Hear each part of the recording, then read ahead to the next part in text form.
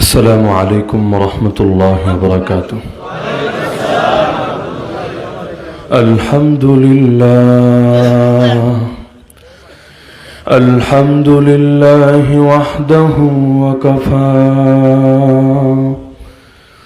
وسلام على عباده الذين اصطفى.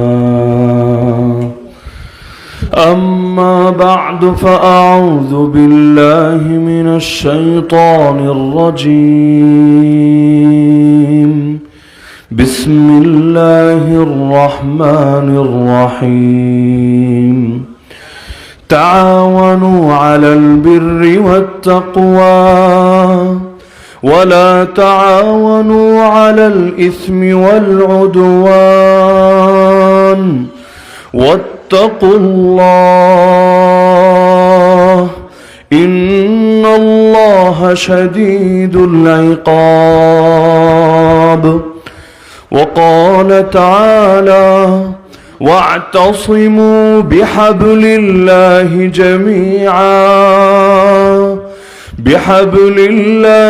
جميعا ولا تفرقوا.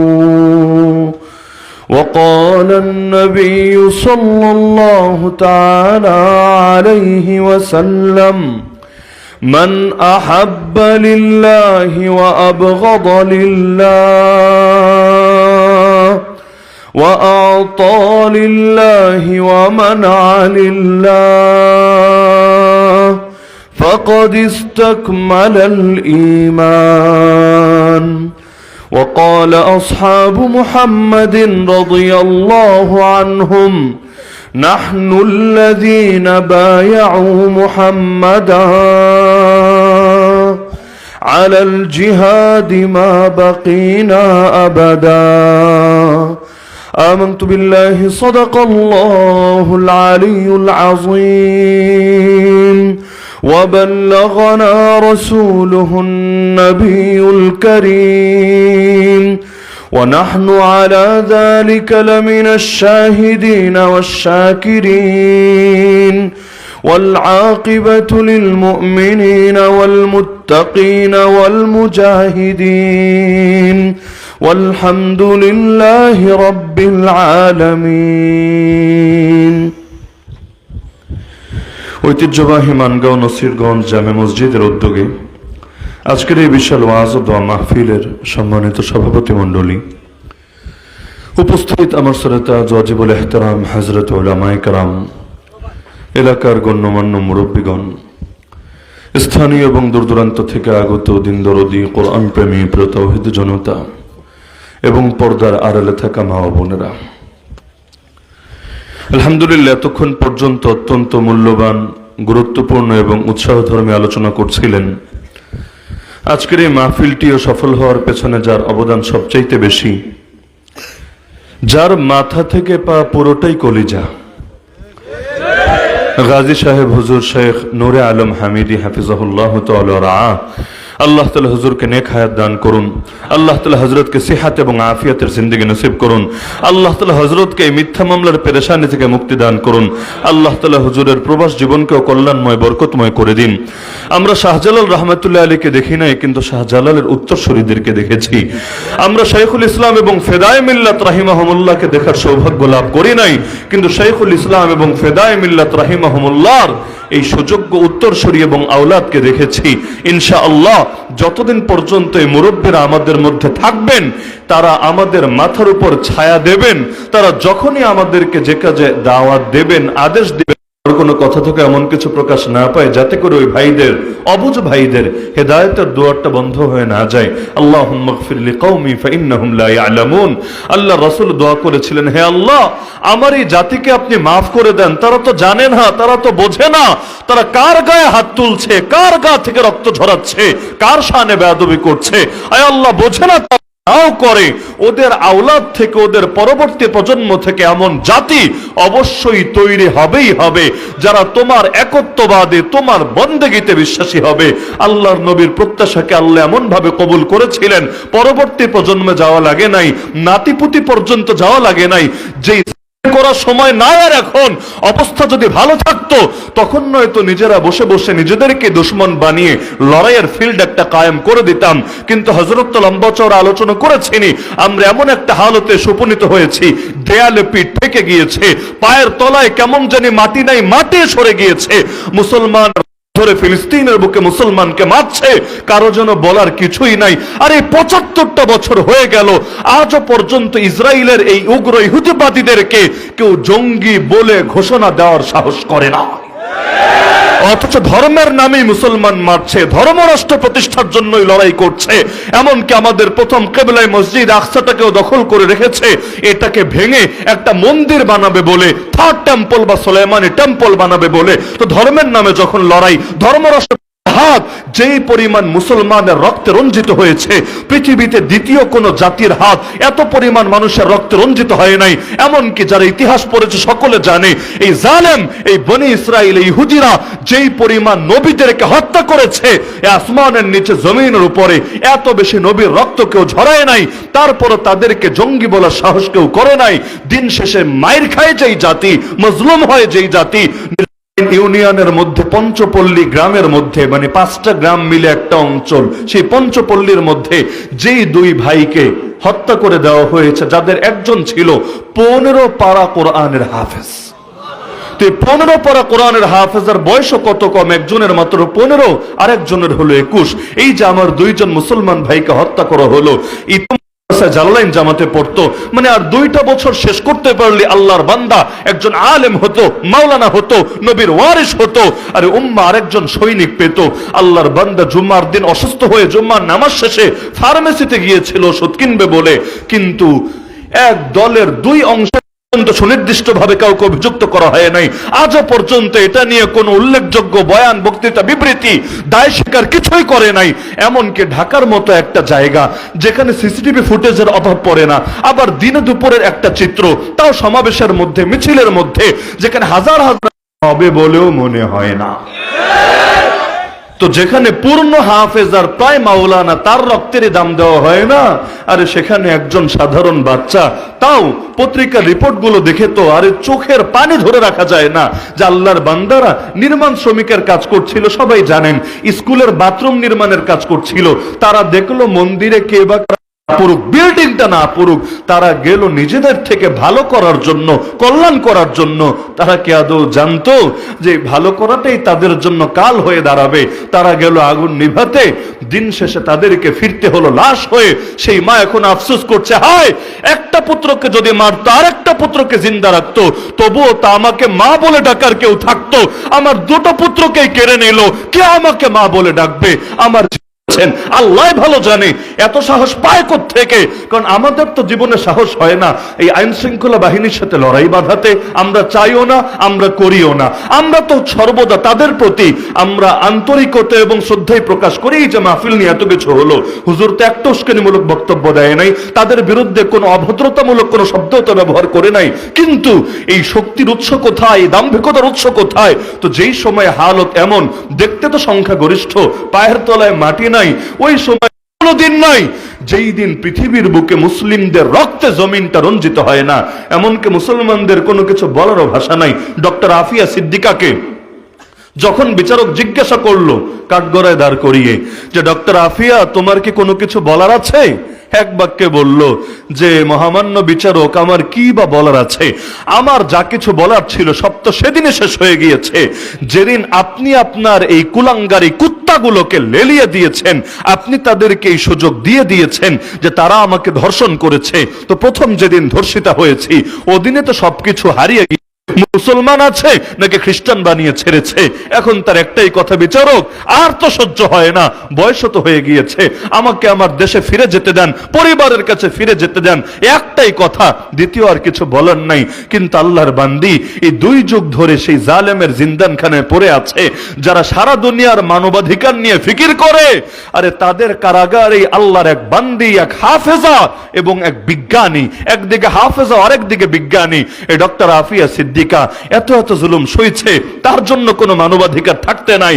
কারণ মুসলমানদের পক্ষে কথা বলার মতো লোক এই দুনিয়াতে নাই।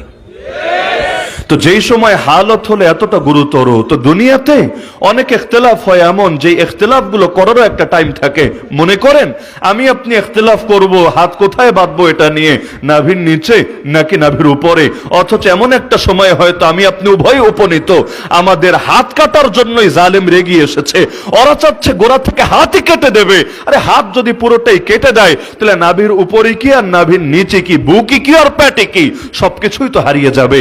তো এখন কে নবীর আশিক কে নবীর দুশমন, এগুলো নিয়ে তো এত ইখতিলাফ যে নবীর দুশমন বলে এদেরকে দমিয়ে দিতে হবে। আরে আসল দুশমন যারা, জামানার আবু জাহাল যারা, জামানার ফিরাউন যারা, তারাই তো চলে এসেছে আমার আপনার কে কোন দলের, বরং তারা শুধু দেখে ধর্ম পরিচয় মুসলমান কিনা। এই যে আরাকানের বুকে এত এত মুসলমানকে নির্মম ভাবে হত্যা করা হয়েছে, বাকিদেরকে উচ্ছেদ করা হয়েছে, কই তারা তো দেখে নাই এরা কি দেওবন্দি নাকি এরা সুফি নাকি এরা সুন্নি নাকি এরা ওয়াহাবি, কিছুই দেখে নাই, খালি দেখেছে বংশ পরিচয় মুসলমান কিনা। বাস যখন জেনেছে বংশ পরিচয় মুসলমান, আর কোনো ছাড় দেয় নাই। আজও পর্যন্ত ওই ঘুরে যে নির্যাতন হচ্ছে, রমাদান মাস চলে গেল, আল্লাহর বান্দাদেরকে তো রোজায় রাখার সুযোগ দেয় না, এমনকি রমাদানের দিনে পর্যন্ত শুয়োর খেতে বাধ্য করে, মদ খেতে বাধ্য করে, সেখানেও তো দেখে না কে হানাফি কে শাফেঈ কে হাম্বলি, আরে কে এই ফেরকা কে ওই ফেরকা, কিচ্ছু দেখে না। ইয়ামানের চিত্র দেখেন, সিরিয়ার চিত্র দেখেন, মালের চিত্র দেখেন, সোমালিয়ার চিত্র দেখেন, মিশরের চিত্র দেখেন, ফিলিস্তিনের চিত্র দেখেন, কত চিত্র দেখা লাগবে। আশপাশে তাকালে কাশ্মীর দেখেন, আসাম দেখেন, গুজরাট দেখেন, অযোধ্যা দেখেন, কত জায়গা দেখা লাগবে। এত কিছু দেখার পরও যার হুঁশ ফেরে না, যতদিন তার কোমরে লাথি পড়বে না অতদিন তার হুঁশ ফিরবেই না। তো ব্রিটিশদের মূলনীতি ছিল এটা, divide and rule, divide and rule, ভাগ করো আর শাসন করো। কারণ যত বেশি ভাগ করতে পারবে তত বেশি শাসন করাটা সহজ হবে, যত আপোষে দ্বন্দ্ব লাগিয়ে রাখতে পারবে। মনে করেন এক ফ্যামিলিতে ভাই আছে অনেকগুলা, যারাই তাদের বিরুদ্ধে লাগে সব ভাই একযোগ হয়ে ওদেরকে রুখে দেয়। এখন এই ফ্যামিলির লোকদেরকে নিধন করতে চাইলে সহজ তরিকা কি? আসান তরিকা হলো ভাইয়ে ভাইয়ে লাগায় দাও। ওরা যদি লেগে যায় তাহলে একটা একটা করে নিধন করতে থাকবা। আখের বাগান আছে, তো একদিন রাতের বেলা ঘরে বসে সে টের পাচ্ছে যে মনে হয় আমার আগ বাগানে চোর ঢুকেছে। তো এখন কুয়ার, তো এখন সেই অন্ধকারের ভেতরেই সে সেই বাগানের দিকে গিয়ে যাচ্ছে, দেখি তো কয়জন চোর, কি অবস্থা, কি হালতে আছে, বাস্তবিক চোর নাকি অন্য কোনো প্রাণী কি। তো কিছু দূর এগিয়ে এখন সে দেখতে পাচ্ছে, হ্যাঁ বাস্তবে মানুষের মতোই তো দেখা যাচ্ছে, তার মানে চোরই এসেছে। গভীর রাতে আগবাগানে কি, আবার কাপলও না অন্য কোনো মাকসাদে হট হয়ে এসেছে, এমন কোনো ব্যাপার স্যাপারও না। তাহলে দেখা যাচ্ছে তিনজন পুরুষ ঢুকেছে, তার মানে হয়তো চোরই এসেছে। এখন কি করণীয়? এবার সে চিন্তা করছে যদি এলাকাবাসীকে ডাকতে যাই, এলাকাবাসী আসতে আসতে চোর যে এখানে বসে থাকবে এর কি গ্যারান্টি আছে? ওরা তো পালিয়েও যেতে পারে, তাহলে মানুষকে ডাকাডাকির ফায়দাই তো যাবে নষ্ট হয়ে। আর যদি একা আমি ওদেরকে ধরতে যাই, চোর তিনজন, আমি তুলতে হবে, কাটা দিয়ে কাটা তুলতে হবে, উপায় কি? এখন তার মাথায় একটা নিনজা টেকনিক আসলো, একটু ধীরে ধীরে সামনে অগ্রসর হলো। অগ্রসর হয়ে সে ডাক দিল, ওই চোর, তিনজনকে কিন্তু দেখে ফেলেছি, ইতিমধ্যে চিনেও ফেলেছি।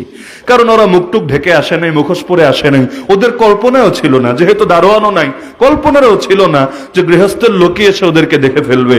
এখন সে বলল, তিনজনকে চিনেছি, পালানোর চেষ্টা করে লাভ নাই, না হলে দিনে কিন্তু সালিশ বসাবো।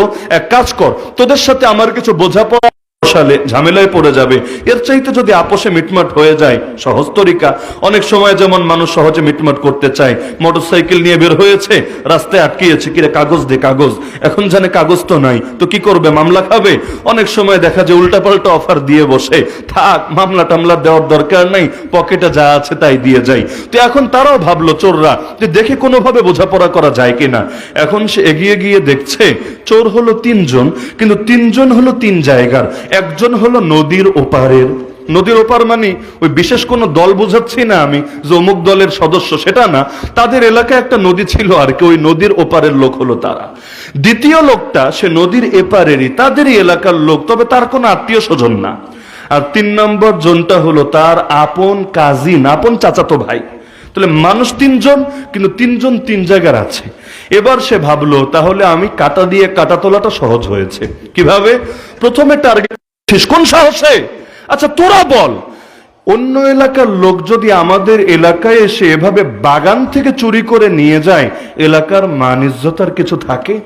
এলাকার একটা মান সম্মানের ব্যাপার আছে। অনেক এলাকার মানুষদের আলাদা বিভিন্নভাবে ট্রোল করে, ক্রিটিসাইজ করে, সেটা ভিন্ন আলাপ। কিন্তু এই পাঠানদের রক্তেই আল্লাহ তাআলা এমন একটা জিনিস রেখে দিয়েছেন, ওরা কখনো কোনো জাতির গোলামি কবুল করে না, কারো পরাধীন হতে রাজি। ইসলামের কালেমা সমুন্নত হয়েছে। এই মোহাম্মদ বিন কাসেম কোন যুগের লোক? হাজ্জাজ বিন ইউসুফ তাকে পাঠিয়েছে। আরে হাজ্জাজ কোন জামানার লোক? তাবেই জামানার লোক। যে হাজ্জাজ অসংখ্য অগণিত সাহাবীকে পর্যন্ত শহীদ করেছে। এমন অনেক ইতিহাসবিদের মতে বিখ্যাত সাহাবী যাকে চেনে না এমন মুসলমান খুঁজে পাওয়া যাবে না, আব্দুল্লাহ বিন ওমর রাদিয়াল্লাহু আনহুমাকে পর্যন্ত সে তার বাহিনী দিয়েই শহীদ করিয়েছে। তো সেই হাজ্জাজ বিন ইউসুফ তাকে যদি পাঠায়, তার মানে এই মোহাম্মদ বিন কাসেম কোন জামানার লোক চিন্তা করেন। তো সেই তাবে জামানায় যদি হিন্দুস্তানের বুকে ইসলামের ঝান্ডা সমুন্নত হয়, আর সুলতান মাহমুদ গজনবীর ইতিহাস কে না জানে, 17 বার, একবার দুবার না, 17 বার আক্রমণ চালিয়েছে হিন্দুস্তানের বুকে, জালেমদেরকে উচিত শিক্ষা দিয়েছে, আল্লাহর জমিন আল্লাহর দ্বীনের ঝান্ডাকে সমুন্নত করেছে। এর কত কত কত কাল পরে 1252 এসে ইখতিয়ার উদ্দিন মোহাম্মদ বখতিয়ার খলজি, যাও উল্লেখযোগ্য কোনো ব্যক্তি না, তার নামটা শুধু আসে এই বাংলা বিজয় করেছে এই প্রেক্ষাপটে, না হলে তার ব্যাকগ্রাউন্ড ঘেটে দেখেন যে তার বড় সড়ো কোনো ইতিহাস অথবা অনেক বীরত্বের আখ্যান আপনি খুঁজে পান কিনা। তো 1252 সে ইসলাম ঢুকলো, তাও পুরো বাংলা অঞ্চলের একটা সাইডে, ওই পশ্চিমের একটা সাইডে মাত্র ঢুকলো। এরপর ধীরে ধীরে ধীরে পুরো বাংলা অঞ্চলে ইসলাম ছড়ালো। আর বের হওয়ার বেলায় সবার আগে বের হলো, কারণ আমি যদি জিজ্ঞাসা করি বলেন তো ব্রিটিশরা সবার আগে কোন এলাকা দখল করেছে, ইতিহাস যারা পড়েছেন এক বাক্যে বলবেন হুজুর বাংলা, বিহার, উড়িষ্যা। বাংলা, বিহার, উড়িষ্যা। তো বিহার আর উড়িষ্যা রাখেন, বাংলা তো বাংলাই। তো এই যে বাংলারা দখল করেছে কবে? 1757 এসে। কার হাত থেকে? সেই নবাব সিরাজউদ্দৌলার হাত থেকে, পলাশীর আমবাগানে আম্রকাননে তাকে পরাজিত করে। তো এই যে আমাদের ইতিহাসটা এসে শেষ হলো, তো 1252 থেকে 1757 কয় বছর হয়? 505 বছর। গোটা ভারতবর্ষে বলা হয় এটাও কেউ দাবি করতে পারবে না, কারণ নবাব সিরাজউদ্দৌলা ছিল শিয়া, তার নানা সেই আলীবর্দী খাঁ ছিল শিয়া, এগুলো ইতিহাস আমাদেরকে বলে। তো শিয়ারা যদি শাসন করে অবস্থাটা কেমন হতে পারে একবার চিন্তা করেন। শিয়াদের আন্ডা বাচ্চা ভণ্ড বেদাতীরা কোথাও যদি একটু পাওয়ার পায় সেখানেই কি চিত্র করে, এটা তো অন্তত দেখেছেন। তো এদের চাইতে আরো বেশি ভণ্ড যারা, সেই শিয়ারা কি করতে পারে এটা কার বা অজানা। অনেকে তো বসে বসে স্বপ্ন দেখে ইরান এসে মনে হয় আমাদের প্রথম কেবলা বিজয় করে আমাদের হাতে হাদিয়া তুলে দিয়ে যাবে। বেশ, যখন শোনে ইরান ড্রোন পাঠিয়ে দিয়েছে, বাহ কি খুশি সবাই, এখন এআই দিয়ে ছবি বানিয়ে পর্যন্ত আপলোড করতে থাকে। যাক, আমাদের সুন্নিদের সুবিধা হয়েছে, আর কিছু করা লাগবে না, বসে বসে ললিপপ খাইলেই চলবে। এই শিয়ারাই এসে এখন আল আকসাকে বিজয় করে আমাদের হাতে তুলে দিয়ে যাবে। অনেকের হাবভাব ছিল এমন, এত খুশি এত খুশি, পারলে যেন জাহাঙ্গীর হুজুরের কাছে গিয়ে মিলাদ শরীফের ট্রেনিংটা নিয়ে আসে, আর জিলাপির দোকান থেকেও সব জিলাপি আজকেই কিনে রাখে, যাতে করে আগামীকাল সকালে যদি আল আকসা স্বাধীন হয় সবার আগে গিয়ে মিলাদটা দিয়ে দিতে পারে। এরকম একটা চিত্র হয় নাই? কি খুশি কি খুশি। পরে দেখা গেল বিশাল এক হামলা হয়েছে, তবে এত বিশাল হামলা যে মানুষ দূরের কথা একটা পিঁপড়াও মরে নাই। ইতিমধ্যে চ্যাপ্টার ক্লোজ, সব যুদ্ধ খতম। তখন ফিলিস্তিনের অনেক বীর মুজাহিদরা বলেছিল, ও মুসলিম জাতি কান খুলে শোনো, যারা নিয়মিত ওমরকে গালি দেয়, আমিরুল মুমিনিন আল ফারুক বাইনাল হক ওয়াল বাতিল, ওমর ইবনুল খাত্তাবের সঙ্গে বেয়াদবি করে। আর এই ওমর তো সেই ওমর যে ওমরের হাতে সর্বপ্রথম ফিলিস্তিন বিজয় হয়েছে, আল আকসা বিজয় হয়েছে, জেরুজালেম বিজয় হয়েছে। তো যেই ওমরকে গালি দেওয়াকে এরা নিজেদের ধর্ম আর মিশন বানিয়ে নিয়েছে, তারা অন্তত আর যাই হোক সে ওমরের হাতে বিজিত আল আকসাকে স্বাধীন করবে না, মুক্ত করবে না। আল আকসাকে স্বাধীন আর মুক্ত করবে ইনশাআল্লাহ ওমরের জানেশিনরা, ওমরের আওলাদরা, ওমরের উত্তরসূরিরা, যেমন অতীতেও করেছে সালাহুদ্দিন আইয়ুবীরা। আজও সেই সালাহুদ্দিনের রক্ত যাদের গায়ে রঞ্জিত, আরে নিজের বুকের তাজা রক্ত জমিনে ঢেলে হলেও একদিন না একদিন আল আকসাকে মুক্ত করে ছাড়বে ইনশাআল্লাহ। এমনকি আর কিছু পারুক বা না পারুক, যদি আপনাদেরকেও ডাক দেওয়া হয় যে বাংলাদেশ থেকে কারা আছো আল আকসা রক্ষায় অংশগ্রহণ করবা, আমি এটা 100% কনফিডেন্সের সাথে বলতে পারি, যেহেতু পুরো দেশে আমরা সফর করি, 100% কনফিডেন্সের সাথে আমরা বলতে পারি ইনশাআল্লাহ সুম্মা ইনশাআল্লাহ এই দেশ থেকে 1 কোটি না অন্তত কয়েক কোটি মানুষ তৈরি হয়ে যাবে কাফনের কাপড় পরে, যে লড়াই জানি বা না জানি অন্তত এটা তো পারবো যে আমার শাহাদাতের খুন ঝরবে করবে ময়দানে গিয়ে। সুতরাং এই লড়াই আমাকে অংশগ্রহণ করতে হবেই হবে। নাহনুল্লাযীনা বায়াউ মুহাম্মাদা আলাল জিহাদি মা বাকিনা আবাদা। তো এখন সেই জালেম তারে বলছে যে তোর এত বড় সাহস হলো আরেক এলাকা থেকে তুই আমাদের এলাকায় এসেছিস এখানে চুরি করবি বলে। আচ্ছা তোরা বলতো, তোরা মানে হলো একজন তার চাচাতো ভাই আর একজন এলাকার ছেলে। আর এক এলাকার মানুষ এসে যদি আমাদেরকে শাসন করে আমাদের এলাকার কি ইজ্জত থাকে? ওই এলাকার ইজ্জত প্রসঙ্গে পাঠান জাতির উদাহরণ টেনেছিলাম যে জাতিটাই এমন, এই জাতিকে পরাধীন করা যায় না। ব্রিটিশরা আমাদেরকে শাসন করেছিল 190 বছর, কিন্তু যদি বলে আফগানিস্তান শাসন করেছিল কয় বছর বলেন তো? বলবেন হুজুর 1 বছরও না। কিভাবে? পুরো ভারতবর্ষ দখল করলো, তাদেরকে দখল করতে চায় নাই? অবশ্যই চেয়েছে কিন্তু পারে নাই। এই জায়গাই হলো সেই জায়গা ব্রিটিশের স্রোত যেখানে এসে থামতে বাধ্য হয়েছে। এমনকি আফগানিস্তান রাখেনি, আফগানিস্তানের এই পাঠান জাতীয় রক্ত যাদের গায়ে আছে তারা পাকিস্তানে সেই সীমান্তবর্তী এলাকাগুলো এগুলো পর্যন্ত সেই ব্রিটিশের অধীনতা গ্রহণ করে নাই। ওই জামানায় লড়াই করেছে, তাদেরকেও দখল করতে পারে নাই। তো এরাও পারে নাই। পরবর্তীতে সোভিয়েত ইউনিয়ন চেয়েছিল, তারাও পারে নাই। সর্বশেষ আমেরিকা এসে চাইল, তারাও পারে নাই। এমনকি আজও পর্যন্ত পাকিস্তানি গভর্নমেন্ট পর্যন্ত পারে নাই। সরকার চায় এই সীমান্তবর্তী এলাকায় দখল কায়েম করবে, কিন্তু যারা টুকটাক নজর রাখেন আন্তর্জাতিক মিডিয়া জানার কথা, আজ 2024 আজও পর্যন্ত পাকিস্তানের কোন সরকার, না সামরিক সরকার না গণতান্ত্রিক সরকার, পেরেছে এই সীমান্তবর্তী এলাকাগুলোকে পরিপূর্ণ নিয়ন্ত্রণে আনতে। উপরন্তু যখন এই মোল্লা ওমর থেকে শুরু করে গোটা তালেবান মায়ের খেতে খেতে খেতে পুরো দেশ থেকেই তারা সরে যেতে বাধ্য হয়েছে, গিয়ে থেকেছে কোথায়, ঘাটে গেড়েছে কোথায়, কোন জায়গা থেকে লড়াই পরিচালনা করেছে, সেটাও হলো এই পাকিস্তানের সরহদি এলাকা, সীমান্তবর্তী এলাকা। তখন পাকিস্তান আর্মিও বারবার গিয়েছে এদেরকে ধরার জন্য, মারার জন্য, গ্রেফতার করার জন্য, লাভ হয় নাই। যেই কয়েকবার গিয়েছে নাকানে চুবানি খেয়েছে। এখনো পর্যন্ত তারা হুমকি দেয়, আমাদের সঙ্গে যদি লাগতে আসো তোমাদের পরিণতি হবে 71-এর পরিণতির মতো। আমার বড় মজা লাগে যখন 71 নিয়ে হুমকিটা দেয় যে যেভাবে ঢাকায় তোমরা নাকানে চুবানি খেয়েছিলা, যদি আমাদেরকে দখল করতে আসা আর একবার নাকানে চুবানি খাবা। ওই সময় একটু ভাল লাগে আর কি, যে যাক আমাদেরকে উল্লেখ করেও মানুষে ওদেরকে নিয়ে টিটকারি মারে। তো এই যে জাতিগতভাবেই দেখা যায় স্বাধীনতার রক্ত তাদের গায়ে প্রবাহিত। এমনকি ইসলামের ইতিহাস পড়ে দেখেন, সে আমির মুআবিয়া রাদিয়াল্লাহু আনহু জামানা থেকে আফগানিস্তান বিজয়ের চেষ্টা করেছে মুসলমানরা। তো সেই জামানা থেকে চেষ্টা করলো মুসলমানদের জন্য সেই মিশর জয় বলেন, ফিলিস্তিন জয় বলেন, ইরাক জয় বলেন, শাম জয় বলেন, এর চাইতে 1000 গুণ বেশি কঠিন ছিল আফগানিস্তান জয়।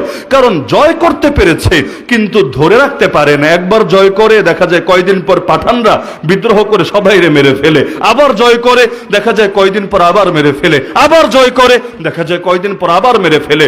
সর্বশেষ যখন তাদেরকে দাওয়াতের মেহনত করে করে করে সবাইরা পাক্কা মুসলমান বানিয়ে ছেড়েছে, তখন আর তারা এই বিদ্রোহটা করে নাই, কিন্তু এর আগ পর্যন্ত লাগাতার তারা বিদ্রোহ করেছে। তো অনেক এলাকার ব্যাপার থাকে এমন, বাংলাদেশেও আছে, আমি নাম মেনশন করার দরকার নেই, এমন বহু এলাকা আছে ওখানে কোনো মাহফিলে এসে কোনো বাপের বেটা বাধা দেবে এই সাহসী কারো হয় না। এমনকি কিছু এলাকায় দেখবেন মাহফিলে প্রায় গন্ডগোল লাগে, আগে পরে তো লাগেই, স্টেজের মধ্যে পর্যন্ত গন্ডগোল লাগে। দেখেন না মাঝে মধ্যে ইউটিউব ফেসবুকের কল্যাণে তো দেখাই কথা, স্টেজের মধ্যে বাংলাদেশের শ্রেষ্ঠ শ্রেষ্ঠ আলেম কিন্তু দেখা যায় এসে বেয়াদবি শুরু করেছে। কিন্তু এমন বহু এলাকা আছে, একটা দুইটা না, যেহেতু সারা দেশে সফর করে ডজন ডজন এলাকার তালিকা আমরা দিতে পারবো, যেখানে কোনো বাপের বেটার সাহস নাই স্টেজে এসে কোনো আলেমের সাথে বেয়াদবি করা দূরের কথা, আগে পরে কোনো ষড়যন্ত্র করবে। কারণ বিভিন্ন জন বিভিন্ন দল করে, এটা ঠিক, বিভিন্ন জন বিভিন্ন মাসলাক বিভিন্ন আকীদা রাখে, এটা ঠিক, কিন্তু ইসলামের লাইনে সবাই এক, দাওয়াতের লাইনে সবাই এক। তারা নিজেদের ইগো হিসাবে দেখে, প্রেস্টিজ হিসাবে দেখে যে আমাদের এলাকায় একটা বদনাম হবে, আমাদের এলাকা নিয়ে গোটা দেশ সমালোচনা করবে যে ওই এলাকায় অমুক হুজুর যেতে পারে নাই, অমুক হুজুরের সঙ্গে বেয়াদবি হয়েছে। এখন আবাল বৃদ্ধ বনিতা সবাই মিলে নেমে আসে যে জালেমরে শিক্ষা দিতে হবেই হবে। যার কারণে সেখানে কেউ যদি বেয়াদবি করে এমন মাইর খাওয়া খায় অনেকের বাকি জীবন ওই পঙ্গু হয়ে চলা লাগে। যেমন মজার একটা ঘটনা শুনি আপনাদেরকে, মধুপুরের পীর সাহেবকে চেনেন না এমন লোক তো আপনাদের মধ্যে থাকার কথা না। নাম শুনেছেন না? শেখ আব্দুল হামিদ মধুপুরী পীর সাহেব হুজুর। আমি যাকে আমার প্রাণের চাইতেও বেশি মহব্বত করি এবং নিয়মিত দোয়া করি, আল্লাহ তাআলা 80+ মুরব্বির ছায়াকে আমাদের মাথার উপর দীর্ঘায়িত করুন এবং তার নেতৃত্বে খাতমে নবুয়তের আন্দোলনকে চূড়ান্ত সফলতায় পৌঁছে দেওয়ার তৌফিক দান করুন। সবচাইতে বড় সফলতা এখানে যে 7টা খাতমে নবুয়তের সংগঠন এসে একত্রিত হতে সক্ষম হয়েছে তার ছায়াতলে। এজন্য ব্যক্তিগতভাবে আমি মনে করি এই বৃদ্ধ মানুষটার একটু লম্বা হায়াতের দরকার আছে ইনশাআল্লাহ, সুম্মা ইনশাআল্লাহ। তাহলে এই মাটিতে অতি শীঘ্রই কাদিয়ানীদেরকে কাফের ঘোষণা করা সহজ হবে। যারা জানার তারা জানেন, হুজুরের একটা ছেলেকেও শান্তিতে থাকতে দেয় নাই এই 21-এর ধরপাকড়ের সময়, যখন আমরাও জেলে দীর্ঘ 1টা বছর আমরা কারাগারে থাকতে বাধ্য হয়েছি। ওই সময়ও তার প্রায় সব কয়টা ছেলে, একজন বাদে সবাই ধরে একাধিক মামলা দিয়ে নির্মম নির্যাতন করে কারাগারে ফেলে রেখেছে। যে একজন বাকি ছিল সেও ঘরে থাকতে পারে নাই, আত্মগোপনে তাকে পুরো টাইমটা কাটিয়ে দিতে হয়েছে। ওই সময় একবার না, আপনারা বিশ্বাস না হলে সেই মধুপুর এলাকায় গিয়ে নিজেরা ফিল্ডে খোঁজখবর নিয়ে আসতে পারেন যদি আমার এলাকায় কারো কোনো সন্দেহ সংশয় থাকে। একাধিকবার প্রশাসন গাড়ি ভরে ভরে গিয়েছে, এগুলো সার্চ করলে আপনারা অনেক ভিডিও ফুটেজও পেয়ে যাবেন হয়তো। একাধিকবার গিয়েছে হুজুরকে গ্রেফতার করবে বলে, কিন্তু আল্লাহর কি কুদরত, ওই এলাকার মুসলমান তো মুসলমান, হিন্দু সনাতনী হিন্দু নারী পুরুষরা পর্যন্ত, বিশেষ করে মহিলারা, কেউ দা নিয়ে, কেউ বটি নিয়ে, কেউ ঝাড়ু নিয়ে, কেউ লাঠি নিয়ে, সবাই নেমে এসেছে ময়দানে যে আমাদের পীর সাহেবরা নিয়ে যাবে আমরা জিন্দা থাকতে। এটা হবে না, যদি পীর সাহেবরে নিতে হয় আমাদের লাশের উপর দিয়ে নিয়ে যেতে হবে।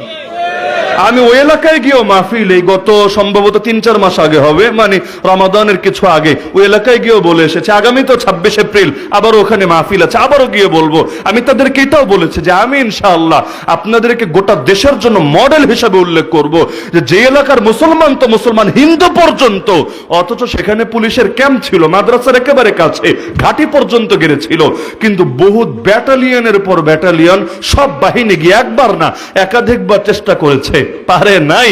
কারণ এলাকাবাসী সবার এক কথা, আগে আমাদের মারতে হবে, আমাদের লাশের উপর গাড়ি চালিয়ে পীররে নিতে হবে।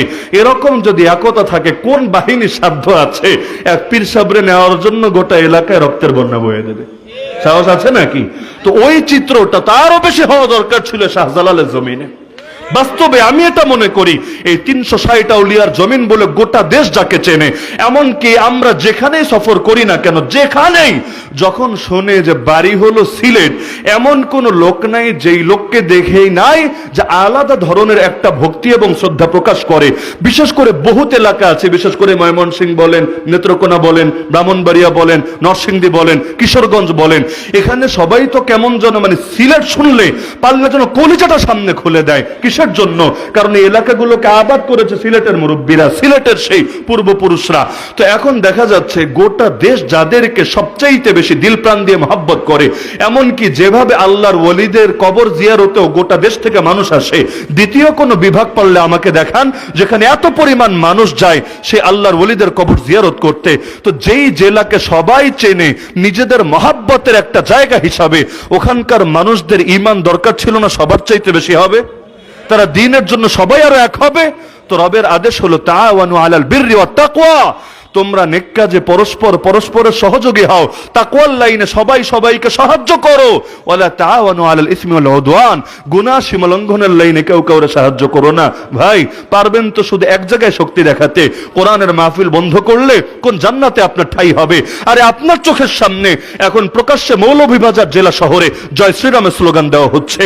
আরে আপনার জীবদ্দশায় এই জমিন থেকে মুসলিম নারীদেরকে ধরে ধরে পার্শ্ববর্তী রাষ্ট্রের পতিতলায় পাচার করা হচ্ছে। আরে আপনি বেঁচে থাকতে যখন কোরবানির ছুরি আপনার হাতে দেখলেও এটাকে নিয়ে পর্যন্ত ট্রোল করে, জাতীয় পর্যায়ের ব্যক্তিত্ব যারা, এমনকি জাতীয় ক্রিকেট টিমের খেলোয়াড় যদি কোরবানির দিন শুধু ছবি দেয় এই ছুরি হাতে, তাকে পর্যন্ত বাধ্য করা হয় এই ছবিটা ডিলিট করতে। অথচ তারাই কিনা শ্মশান পূজার নামে সকলে একযোগে, এগুলো তো টিভিতে রিপোর্ট হয়েছে, আমি কোনো গুজব ছড়াচ্ছি এমন তো না, একেবারে ভিডিও সহকারে ডিবিসি নিউজের মধ্যে রিপোর্ট হয় নাই যে শ্মশান পূজার মধ্যে প্রকাশ্যে দা নিয়ে তারা মহড়া দিচ্ছে। অথচ অনেক সনাতনীর সাথে আমি কথা বলে দেখেছি যে এভাবে তারাও অতীতে কখনো দেখে নাই এবং এটা তাদের ধর্মের অংশও না। মানে যদি ধর্মের কালচারই এটা হতো আমার বলার কিছু নাই, কারণ যার যে ধর্ম যেভাবে আছে সেভাবে তাকে পালন করতেই হবে। এখানে আমার আপত্তি করা বা না করা দিয়ে কিছু আসে যায় না। কিন্তু তাদের লোকেরাই বলছে না হুজুর, অতীতে কখনো শ্মশান পূজায় আমরাও আমাদের জীবনে এভাবে দাঁড়িয়ে মিছিল দিতে, মহড়া দিতে দেখি নাই। তাহলে এগুলো কিসের অংশ? এমনকি তাদের নেতারা টকশোতে বসে পর্যন্ত, আমি নাম নিয়ে বলতে পারবো, কিন্তু নাম নিলে হয়তো এটা আবার অন্য খাতে প্রবাহিত করার চেষ্টা করবে। তারা বলছে যে কিভাবে মামুনুল হক, কেন দূরের কথা, আরে আইএসআর পোলাপানো যদি আসে আমাদের কি করবে? আমরা আমাদের সব ছেলেদেরকে উৎসাহিত করব যাতে করে তারা হাতে রামদা প্রস্তুত রাখে। তো যদি রামদা নিয়ে একসঙ্গে 500-1000 ছেলে ময়দানে নামে, আর এই হুজুরদেরকে একেবারে সাইজ করে দিতে পারবে। এমন কি বলছে যে আমাদের নারীরা আর কিছু না হোক, দাপটি তো সবার ঘরে আছে, তারা গিয়ে যদি কয়েকজনের হাত পা কেটে রেখে দেয়, বাকিগুলো কিভাবে সাহস করে আমাদের এলাকায় ঢুকবে? এমনকি তাদেরই মূল নেতা, বাংলাদেশের একদম কেন্দ্রীয় ব্যক্তিত্ব, সে পরামর্শ দিচ্ছে আর কিছু পারুক বা না পারুক, ত্রিশূল যেটা আছে এটা নিয়ে ঢুকিয়ে দেখ না কয়টা মোল্লা মুন্সির পেটে, তাহলেই তো কেচ্ছা থেমে গেল। বাহ, আইন নিজের হাতে তুলে নেওয়ার পক্ষে এভাবে প্রকাশ্যে বিবৃতি দিচ্ছে। আরে যদি তর্কের খাতিরে মানি মুসলমান তোমারে মারতে গিয়েছে উদাহরণ হিসাবে, তবুও তো আইন নিজের হাতে তুলে নেওয়া যায় না বাংলাদেশের নিয়ম অনুসারে? যায় নাকি? আরে যায় নাকি? আইন নিজের হাতে তুলে নেবে, তাহলে এত পুলিশ, এত প্রশাসন রাখার কি দরকার আছে? কোন এলাকায় পুলিশ নাই? এখন তো 999-এ কল দিলে সবাই চলে আসে। কিন্তু না, আইন লাগবে না, নিজেরাই নিজেদের হাতে আইন তুলে নেবে। আর এই কথাটা প্রকাশ্যে পাবলিক প্লেসে বলে গোটা জাতিকে উস্কানি দেবে। হ্যাঁ, এই উস্কানিগুলো কেন দেয় আল্লাহ ভালো জানে। হুজুর তো সুন্দর কথা বলেছেন, হয়তো এটাও একটা কারণ থাকতে পারে, আমরা যাতে উস্কানিতে উস্কিত হয়ে ওদের বিরুদ্ধে কিছু একটা ঘটাই, পরবর্তীতে গোটা দুনিয়ারে দেখাবে, দেখ বাংলাদেশে সব মৌলবাদী, সব জঙ্গি, সব আইসিস, সব আল কায়দা, সব এটা সব সেটা, সুতরাং আয় বাংলাদেশটা দখল কর, আয় মুসলমানদেরকে সবাই গ্রেফতার কর। এমন কিছু চায় কিনা আল্লাহ ভালো জানে। না হলে এগুলো কার ইশারায় কিভাবে হচ্ছে বুঝেই তো ধরতে চায় না। তাহলে ওই ঘটনা মনে আছে তো, আকবাগানের ঘটনা, কুয়ার বাগানের ঘটনা। তো এখন তাদেরকে বলছে যে অন্য এলাকা থেকে এসে যদি এখানে চুরি করে ইজ্জত কি থাকে নাকি? তারা দেখছে যাক আমাদের পক্ষেই তো বলে, ওর না বিপক্ষে বলে, ও মরলে মরুক, নিজে বাঁচলে বাপের নাম, পরে আর সাথে বোঝাপড়া করে নেওয়া যাবে। এখন বলে জি ভাইজান আপনার কথায় যুক্তি আছে। ওর এত বড় সাহস কিভাবে হলো আমাদের এলাকায় এসে ঢুকে এখানে চুরি করবে? হয় বটাই, তুই এখানে কেন আসলি? আমরা তো খেয়ালই করি নাই, আমরা তো এসেছি একটু এখানে বাতাস খেতে, তুই কোন দুঃখে এসেছিস? আরে আজকে তোরে একটা উচিত শিক্ষা দিতে হবে। এবার ব্যাস, ওরা দুইজনও ম্যাচ শুরু করলো। গৃহস্থের লোককে আর বসে থাকবে? 3জন মিলে মারতে আধা মরা করে এটারে ফেলে রাখলো। বেচারার হলো পটল তোলে এরকম অবস্থা, কোন রকম শ্বাস ফেলছে, জান যায় এরকম একটা অবস্থা। তাহলে আগে ছিল চোর 3টা, এখন বাকি আছে কয়টা? 2টা। সে চিন্তা করছে এখনো খেলা শেষ হয় নাই, 2টার সঙ্গে লাগলেও রিস্ক আছে, যদি একজনে আমারে ধরে আর আরেকজনে মারে, দাঁত নাক কিছু আস্ত থাকবে না, তাহলে দুশ্মন আরেকটু কমিয়ে নিতে হবে, ডিভাইড অ্যান্ড রুল, এটাকে আরেকটু সুন্দরভাবে প্লে করতে হবে। এখন কি করা যায়? এখন সে তার চাচাতো ভাইকে বলল, ভাই তুই তো আমার রক্তেরই আত্মীয়, আরে আমার জিনিস তো তোরই, তোর জিনিস তো আমারই, আমরাই তো ভাই, তো ভাইয়ের সম্পদে তো ভাইয়ের হক আছেই, তো সুতরাং তুই এসেছিস, এটা লজিকে ধরে। আরে পাগল, তোর কি গভীর রাতে একা একা আসা লাগে? তুই দিনে দুপুরে এসে প্রকাশ্যে খেয়ে যাবি, এত মাল সামানা কিসের জন্য? এগুলো তো তোরা খাবি বলেই, আমি একা আর কত খাবো আর কত বেচবো, সুতরাং তোরে নিয়ে আমার আপত্তি নাই। কিন্তু ও আমাদের বংশের তো মান ইজ্জত রে ডুবাবে, কারণ বাইরের লোক এসে যদি এভাবে আমাদের সামানায় হাত দেয়, আমাদের ইজ্জত কি আর বাকি থাকে? এখন চাচাতো ভাই দেখলো যাক এখন তাহলে রাগ ওর দিকে ফিরেছে, ব্যাপার না, ও মায়ের খেলে খাক, নিজে বেঁচে থাকলে বাপের নাম। সে বললো, হ্যাঁ ভাইয়া তোমার কথায় যুক্তি আছে। ওই বাদব, তুই আসলি কোন দুঃখে এখানে? তুই কি চাস? আমি তোরে আসতে বলেছি।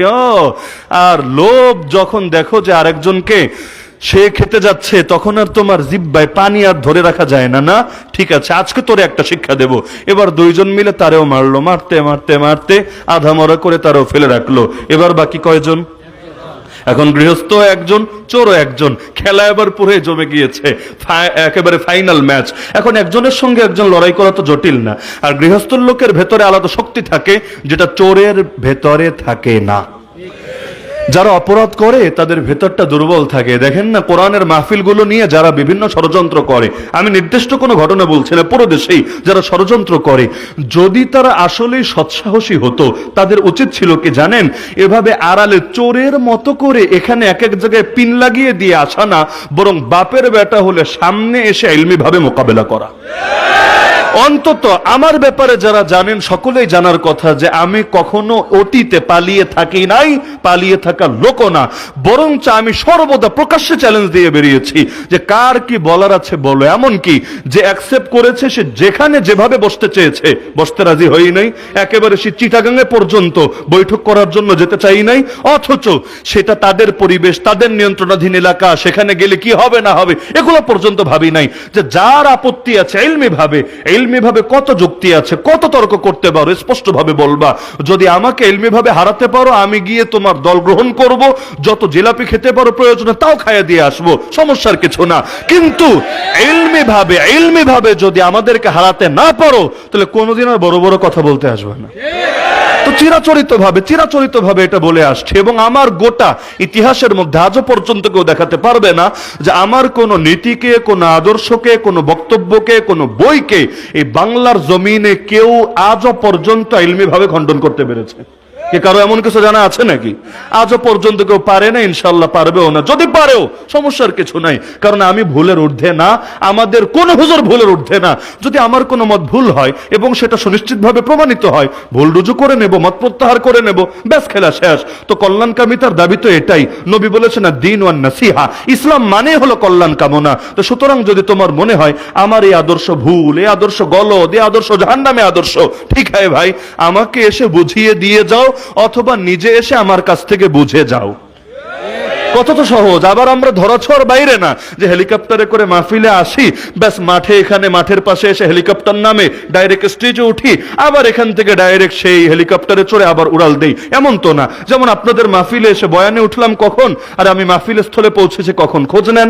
আমি প্রায় 1.5 ঘন্টা এখানে ওয়েট করেছি, এখানে এসে নামাজ পড়েছি, এসব নামাজ, খাবার দাবার করেছি, লম্বা টাইম বসেছিলাম, বিশ্রাম করেছি, কথাবার্তা বলেছি, তারপর এখানে এসেছি। কত এলাকা এমন হয়, কত মানুষ আসে মাসালা জানার জন্য, বিভিন্ন ইলমে বিষয় সমাধানের জন্য। তো আমরা তো ধরাছোঁয়ার বাইরে না, আমরা তো বিশেষ কোনো প্রোটোকলে থাকি এমনও না। প্রোটোকলে থাকে নাকি যে আমাদের সাথে দেখা করতে গেলে পিএস ধরো, এই ধরো, সেই ধরো, প্রশাসনের পারমিশন নাও, এমন কিছু না। তাহলে যদি ভুল হয় এসে বুঝিয়ে দিয়ে যাও, অথবা তোমার সংশয় থাকলে তুমি বুঝে নিয়ে যাও, কিন্তু দুটোর কোনোটাই করবা না, আড়াল থেকে পিন মারবা, তাহলে বোঝা যাবে তোমার মাকসাদি গলত, ডাল মে কুছ কালা জরুর হ্যায়। না হলে আড়াল থেকে এগুলো তো করে হলো কাপুরুষরা। বাস্তবেই পেছন থেকে লড়াই করা এটা সুপুরুষের আদত না, এটা কাপুরুষের আদত। সুপুরুষরা তারা পেছন থেকে লড়াই করে না, তারা সামনে থেকে লড়াই করে। তো যদি আমরা ভুল হই, সামনে বসো না, অনলাইনে বসতে মনে চাইলে বসো, অফলাইনে বসতে মনে চাইলে বসো, মৌলভীবাজারে বসতে মনে চাইলে বসো, আমাদের সিলেট প্রপারে এসে বসতে চাইলে বসো, আমার কর্মস্থল রাজবাড়িতে এসে বসতে চাইলে বসো, বাংলাদেশে যেখানে বলবা। তোমাদের এলাকা হলে আমরা গিয়ে বসতে রাজি আছি ইনশাআল্লাহ, কোনোদিন পিছাবো না, যেমন অতীতে পিছিয়েও যাই নাই। তো কথা ক্লিয়ার, কিন্তু দুটোর কোনোটাই হবে না। তল থেকে পিন মারতে থাকবে আর পিন মারতে থাকবে, তার মানে এটা ভালো কোনো কিছুর আলামত না। এগুলোই একদিন তাদেরকে ডুবাবে, এই দিন দিন নয়। তো বাতিল যখন কথায় পারে না তখন হাত ব্যবহার করে, এটা চিরাচরিত বৈশিষ্ট্য। নমরুদ কখন ইব্রাহিম আলাইহিস সালামকে আগুনে ছুঁড়ে ফেলেছেন ইতিহাস পড়েন, যখন সামনাসামনি বিতর্ক হলো, বিতর্ক, নবী ইব্রাহিম যুক্তি দিলেন, নমরুদও যুক্তি দিল। নবী ইব্রাহিম দ্বিতীয় পয়েন্টে আসলেন, নমরুদ পুরাই নাকানি চুবানি খেলো, মানে 2 বাক্যেই সব ডিবেট শেষ। নবী ইব্রাহিম শুরু করলেন এটা দিয়ে, রব্বি আল্লাযী ইউহয়ী ওয়া ইউমীত, আমার রব তিনি যিনি জীবন দেন, আমার রব তিনি যিনি মরণ দেন। একেবারেই সাদামাঠা কথা, যেটা বুঝতে পিএইচডিও করা লাগে না, খুব বড় আকলও লাগে না। নমরুদ বলল, ওহো এইটা নাকি তোমার রবের যুক্তি, তুমি হেরে গিয়েছো বান্দা। কিভাবে? আনা উহয়ী ওয়া উমীত, আমি না জীবন দেই, আমি না মরণ দেই। কিভাবে?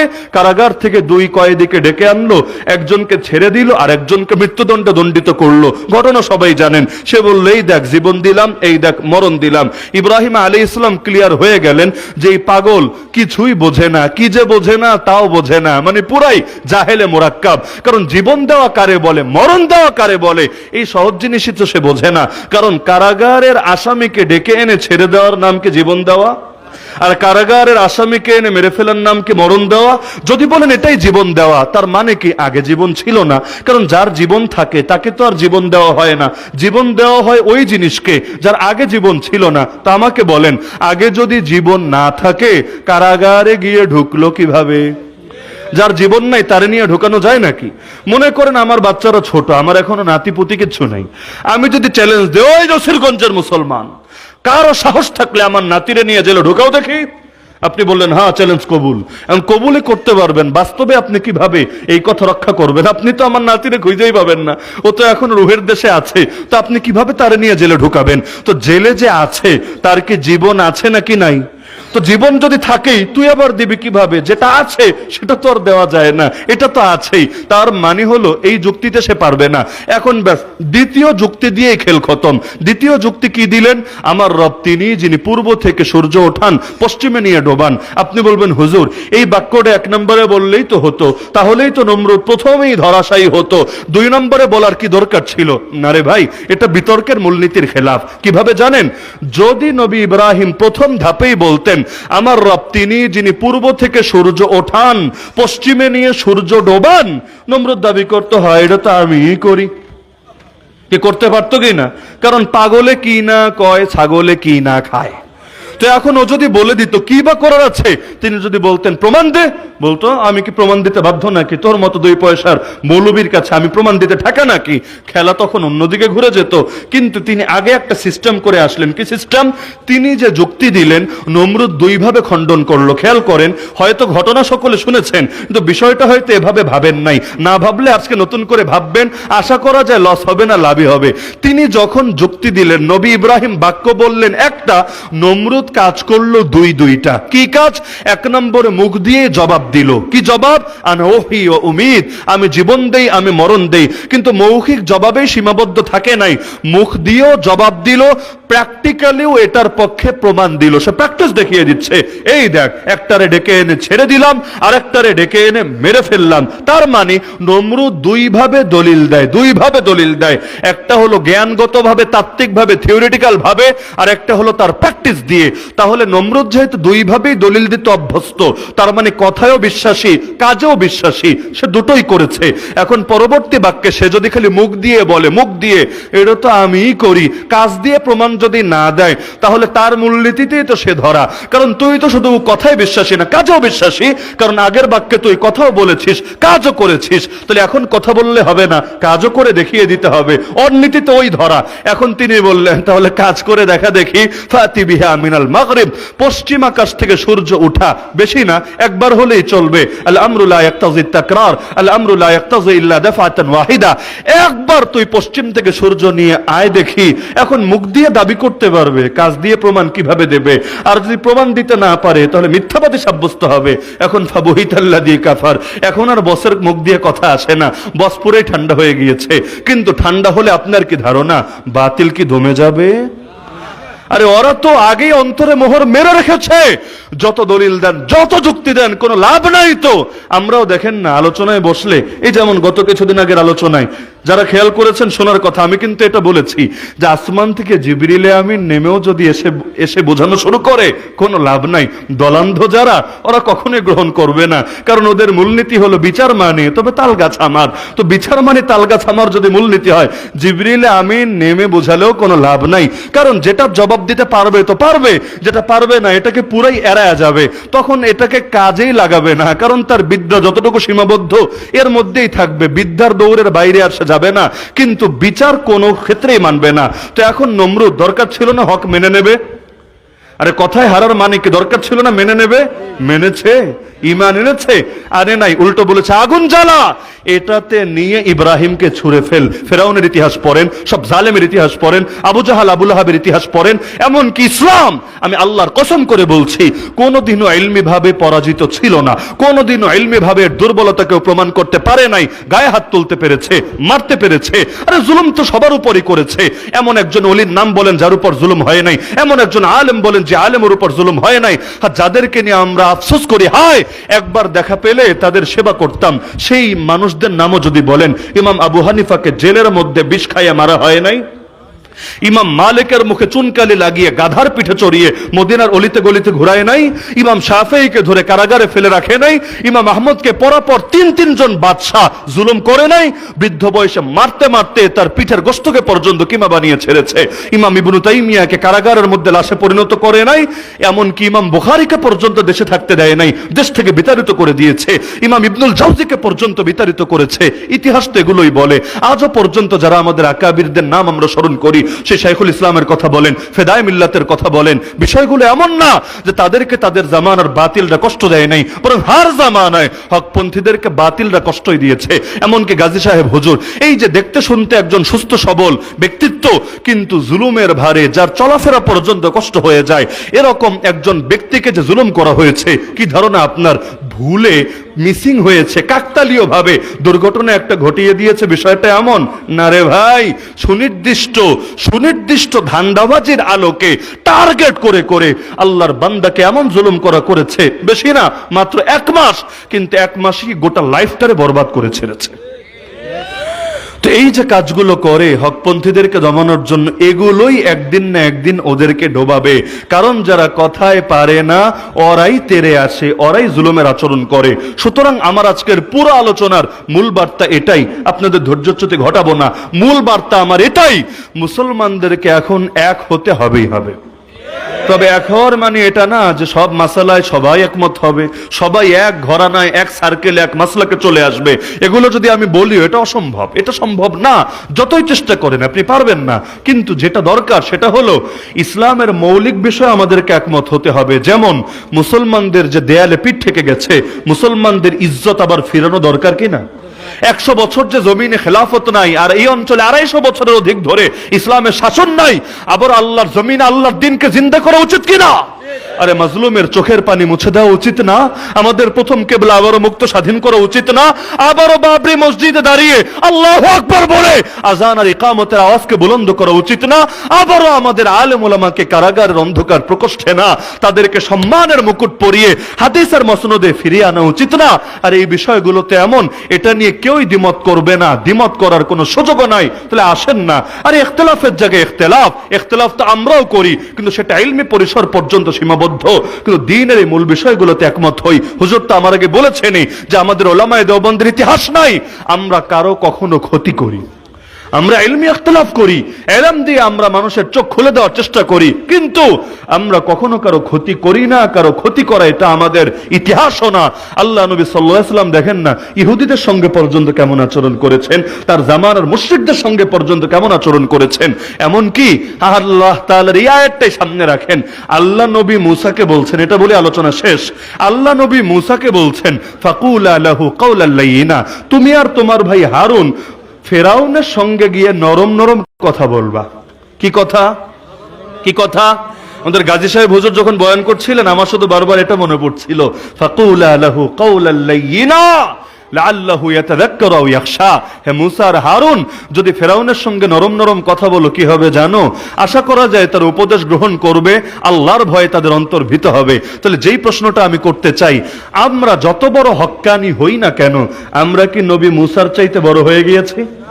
আর আমাদের বাতিল, আমাদের প্রতিপক্ষ, আমাদের দুশমনরা যত খারাপ হোক না কেন, তারা কি ফেরাউনের চাইতে খারাপ হয়ে গিয়েছে?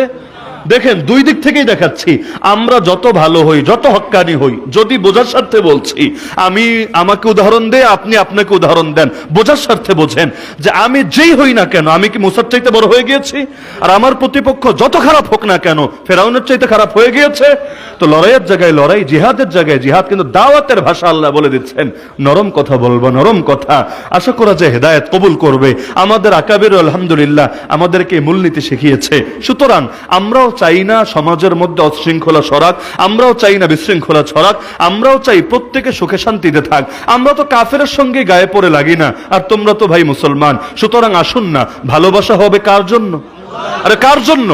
ইলমি ইখতিলাফ থাকবে, ইলমি ভাবে সমাধান হবে, আলেমরা বুঝবে, সাধারণ মানুষ কেন ইন্টারফেয়ার করবে সেখানে? আলেমে যা করার ইলমি ভাবে করবে, কিন্তু বাকি সকলে মিলে সম্ভব না এলাকাটাকে সুন্দর করা। তা আখেরি কথা বলি, এখানে আলোচনা ইতি টানছি। তো এই যে মানগাঁও নসিরগঞ্জ, এটা পুরো বাংলাদেশের বড় ক্ষুদ্র একটা অংশ, সীমান্তবর্তী এলাকা, মানে পুরো বাংলাদেশের কয় ভাগের এক ভাগ হবে। তো বাংলাদেশের এমন কোন বিভাগ আছে যেখানে আমরা বয়ান করি না? এমন কোন জেলা আছে যেখান থেকে আমাদেরকে দাওয়াত দেয় না?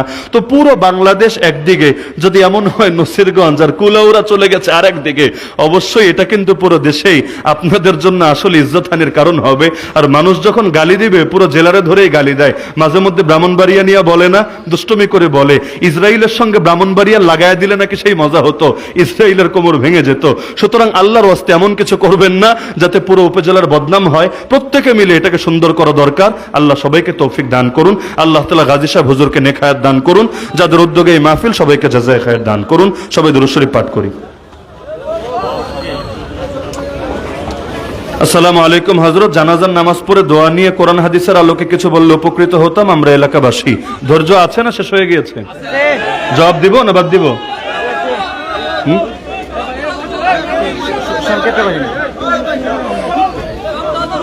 তাহলে বসা লাগবে, জবাব চাইলে একটু বসা লাগবে। আমি 2 মিনিটে বলে দিচ্ছি ইনশাআল্লাহ সংক্ষেপে। মাহফিল তো শেষই, বৃষ্টি এখন আসলে সমস্যা নেই ইনশাআল্লাহ, নাকি? আচ্ছা, এক বাক্যে আমি শুধু বলি, জানাজার নামাজটা মূলত কি জানেন? জানাজার নামাজটাই মূলত দোয়া। জানাজার নামাজের একমাত্র মাকসাদই হলো দোয়া। কারণ আমরা কিন্তু জানাজার নামাজ ওই অর্থে নামাজ না যে রুকু করি, সেজদা করি, বৈঠক করি, মানে স্বাভাবিক নামাজে যা করি জানাজার নামাজে কিন্তু আমরা সবটা করি না। জানাজার নামাজে কি করি? আল্লাহু আকবার বলে আমরা আল্লাহর প্রশংসা করি, সানা পাঠ করি। দ্বিতীয়বার আবার আল্লাহু আকবার পরে আমরা নবীর শানে দুরূদ পড়ি। কেন? কারণ রবের প্রশংসা করে নিলে আর নবীজির শানে দুরূদ শরীফ পড়ে নিলে দোয়া কবুল হয়। আর তৃতীয় তাকবীরের পর আমরা যে কাজটা করি এটার নামে দোয়া। আল্লাহুম্মা গফির লি হাইয়িনা ওয়া মাইয়িতিনা ওয়া শাহিদিনা ওয়া গায়িবিনা, এই পুরোটাই হলো দোয়া। আর চতুর্থ তাকবীরের পর আর কিছু পড়ি না, সালাম ফিরিয়ে দেই। তাহলে জানাজার নামাজে মূলত কি করলাম? আমরা দোয়া করলাম।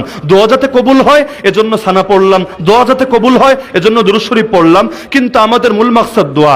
এজন্য জানাজার নামাজে আমরা সূরা ফাতিহা পড়ছি না। জানাজার নামাজে আমরা অন্যান্য কেরাত যেমন আয়াতুল কুরসি বলেন, আর সূরা হাশরের শেষ 3 আয়াত বলেন, ইন্না আতাইনা বলেন, কুল হুয়াল্লাহ বলেন, এগুলো কিছু পড়ছি না। একটা কাজই করছি পুরো নামাজ জুড়ে, সেটার নাম কি? দোয়া। তাহলে জানাজার নামাজের মূল কি? দোয়া। তো যেহেতু মূল হলো দোয়া, এখন আসসালামু আলাইকুম ওয়া রাহমাতুল্লাহ বলার পর যদি হুজুরে বলে হুজুর আরেকবার দোয়া করেন, তাহলে হুজুরের তো যৌক্তিক প্রশ্ন আসবে, এতক্ষণ কি করলাম রে পাগলা? এতক্ষণ যা করলাম এটা যদি দোয়া হয়, এই দোয়া তো নবীর শেখানো দোয়া। আল্লাহুম্মা গফির লি হাইয়িনা ওয়া মাইয়িতিনা, এটা আমাদেরকে আমাদের হুজুররা শেখায় নাই, এটা শিখিয়েছেন আল্লাহর নবী মুহাম্মদুর রাসূলুল্লাহ সাল্লাল্লাহু আলাইহি সাল্লাম। তো বলেন নবীর দোয়া বেশি দামি না আমার দোয়া বেশি দামি? আমার হুজুর ভালো দোয়া করতে পারবে না সব হুজুরের বড় হুজুর নবীজি ভালো দোয়া করতে পারবে? তাহলে যদি মানেন জানাজার নামাজ দোয়া, আর এখানে যেই দোয়াটা করি এটা শিখিয়েছেন মুহাম্মদুর রাসূলুল্লাহ সাল্লাল্লাহু আলাইহি সাল্লাম, যার চাইতে বড় হুজুর হয় না, যার চাইতে বড় পীর হয় না, যার চাইতে বড় আলেম হয় না, সুতরাং তার চাইতে দামি দোয়াও কেউ করতে পারবে না। তাহলে সালাম ফিরানো হয়েছে মানে দোয়া হয়েছে নাকি দোয়া বাকি আছে? দোয়া হয়ে গিয়েছে। তো একবার দোয়া হওয়ার পর যদি বলেন হুজুর আরেকবার দোয়া করেন, এতক্ষণ কি করলাম রে ভাই? যদি বলেন না হুজুর 2 বার করেন, লসের কি আছে? তাহলে 2 বার করার পর তো বলবেন 3 নাম্বার আর একবার করেন, 3 করার পরে বলবেন 4 নাম্বারটাও সাইরা ফেলেন, 4 করার পরে বলবেন 5 নাম্বার বাকি রাখার কি দরকার আছে? এটা হাস্যকর হবে। বরঞ্চ জানাজার নামাজ পড়ার পরে মাইয়াতকে যত দেরি করে কবরস্থানে নেবেন, এই মাইয়াতের কষ্ট হবে। আপনি চান আপনার বাপের কষ্ট হোক? আপনি চান আপনার মায়ের কষ্ট হোক? এজন্য জানাজার নামাজ পড়ার পর লাশের চেহারাও দেখানো উচিত না। দেখলে আগে দেখবেন, আগেই কাজ সেরে রাখবেন। জানাজা শেষ হতে দেরি, কবরে নিতে দেরি করবেন না। যত দেরি করবেন মাইয়াতের কষ্ট হবে। মাছ যেমন পানিতে ভালো থাকে, মাইয়াত মাটির নিচে ভালো থাকে, সুখে থাকে। সুতরাং যত দেরি করবেন এটা তার শানে এক ধরনের বেয়াদবি হবে। আপনারা কেউ চান আপনাদের বাপের কষ্ট হোক, মায়ের কষ্ট হোক? তাহলে জানাজার নামাজ শেষে আলাদা দোয়ার আয়োজন করবেন না। হ্যাঁ, দোয়া করা দরকার নাকি দরকার না? অবশ্যই দরকার। লাশ কবরে রেখে কত লম্বা দোয়া করতে পারেন করেন। প্রয়োজনে টানা 5 ঘন্টা যে দোয়া ফজরের পর শুরু করেছেন একেবারে জোহর পর্যন্ত কত দোয়া প্যাডের মধ্যে আছে, বরবর বরবর বরবর হর হর করে সব বলতে থাকেন, সমস্যা নাই। কিন্তু লাশটারে কষ্ট দিয়েন না, মাইয়াতরে কষ্ট দিয়েন না। তাড়াতাড়ি নিয়ে মাটির নিচে রাখেন, এরপর দোয়া করেন। মনে থাকবে তো ইনশাআল্লাহ? আলহামদুলিল্লাহ রাব্বিল আলামিন ওয়াসসালাতু ওয়াসসালামু আলা সাইয়্যিদিল মুরসালিন ওয়া আলা আলিহি ওয়া আসহাবিহি আজমাইন। আল্লাহুম্মা ইন্নাকা মালিকুম মুক্তাদিরুন